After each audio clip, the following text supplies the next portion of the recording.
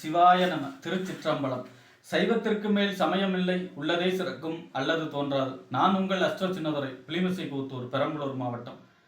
தனுசு ராசி சனி வக்ரபலன் 2026 நிகழும் மங்களகரமான பராப வருடம் ஆடி மாதம் 10ஆம் தேதி சனி பகவான் மீன ராசியில இருந்து கொண்டு வக்ரகதியில சஞ்சரிக்க போகிறார்.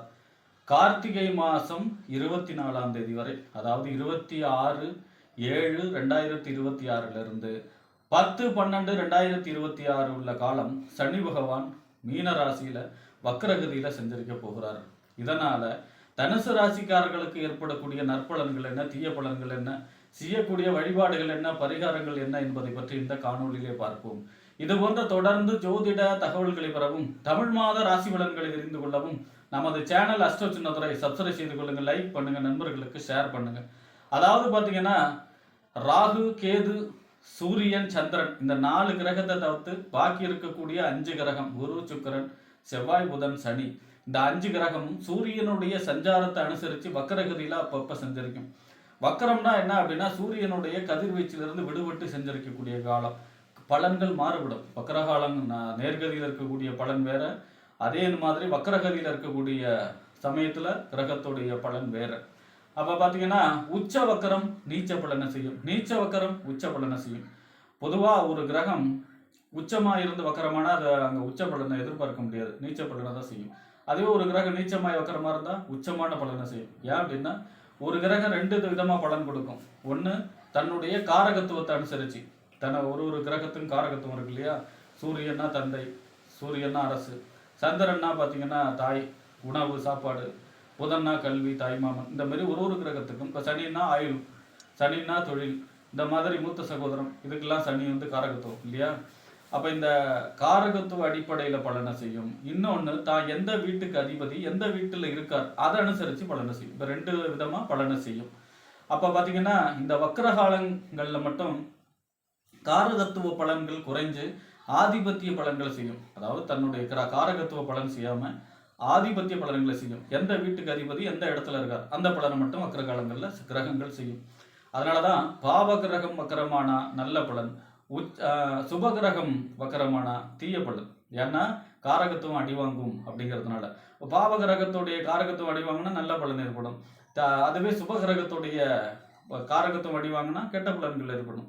அப்ப சனி வக்கரமாவது அப்படிங்கிறது நல்ல பலன். ஏன்னா ஜோதிட சாஸ்திரத்துல சனி மட்டும்தான் முழு பாவி, குரு முழு சுபர்னா சனி முழு பாவி. அப்ப சனி வக்கரமாவது மிகப்பெரிய நன்மைகளைத்தான் ஏற்படுத்தும்.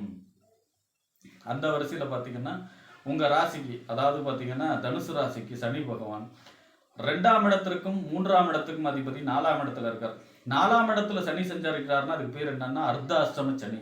அஷ்டம சனியில பாதி 7 நாட்டு சனி 7.5 வருஷம் கெடுபலனை எப்படி மெதுவா 7.5 வருஷம் செய்யுமோ அதை 2.5 வருஷத்துல செஞ்சு முடிக்கக்கூடியது அஷ்டம சனி. அதுல பாதி கெடுபலனை செய்யக்கூடிய சனி தான் அர்த்தாஷ்டம சனி. அப்ப அந்த அர்த்தாஷ்டம சனி அப்படிங்கிறது உங்களுக்கு நடைபெற்று கொண்டிருக்கிறது தனுசு ராசியை பொறுத்த வரைக்கும். அப்ப அந்த அர்த்தாஷ்டம சனியோடைய பாதிப்பிலிருந்து விடுபட்டு சஞ்சரிக்கக்கூடிய காலம்தான் இந்த சனி வக்கர காலங்கிறது. 4ஆம் இடங்கிறது என்ன? வீடு, வண்டி, வாகனம், மனை, தாயார், சொத்து, சுகஸ்தானம், இதெல்லாம் 4ஆம் இடம். 2ஆம் அதிபதி 4ல இருந்தா என்ன பலனை செய்வார், 3ஆம் அதிபதி 4ல இருந்தா என்ன பலனை செய்வார், அதுதான் நடக்கும். இதுதான் இந்த பலனை செய்யும். அப்ப பாத்தீங்கன்னா அர்த்தாஷ்டம சனி, அப்ப அர்த்தாஷ்டம சனியோடைய பாதிப்பு குறையக்கூடிய காலம்தான் இந்த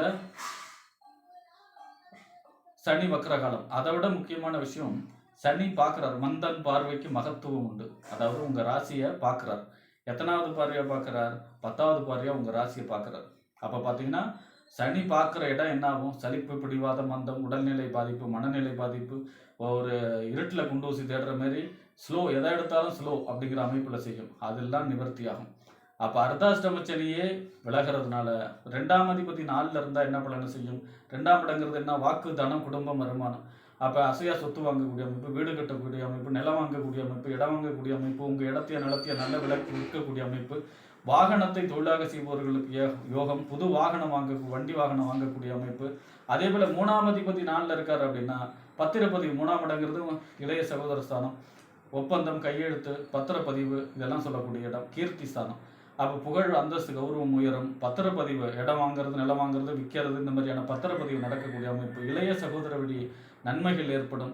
அதே மாதிரி பார்த்தீங்கன்னா சுக வாழ்க்கை, விவசாயம் செழிக்கும். ஆடு மாடு விவசாயம், செல்வ செழிப்பு, இதெல்லாம் செழிக்கக்கூடிய அமைப்பாக இந்த சனி வக்கர காலம் தனுசு ராசிக்காரர்களுக்கு அமையும். அப்போ பார்த்தீங்கன்னா இந்த வக்கர காலம் அப்படிங்கிறது தனுசு ராசியை பொறுத்த வரைக்கும் புதிய முயற்சிகள் விறுவிறுப்பாக தடை தாமதம் இல்லாமல் அனைத்து முயற்சிகளும் கைகூடக்கூடிய காலம் தான் சனி வக்கர காலம். அதே போல் பார்த்தீங்கன்னா வாகனம் வாங்கக்கூடிய அமைப்பு, நிலம் இடம் சம்பந்தமான யோகம், அசையா சொத்துக்கள் மூலமாக நன்மைகள் ஏற்படக்கூடிய அமைப்பு, தாய் வழி நன்மைகள் ஏற்படக்கூடிய அமைப்பு, தாயாருடைய ஆரோக்கியம் மேம்படக்கூடிய அமைப்பு, இந்த மாதிரியான யோக பலன்கள், நல்ல பலன்கள் நடக்கக்கூடிய காலம்தான் இந்த சனி வக்கர காலம் தனுசு ராசியை பொறுத்த வரைக்கும் என்று கூறி விடைபெறுகிறேன். நன்றி, வணக்கம்.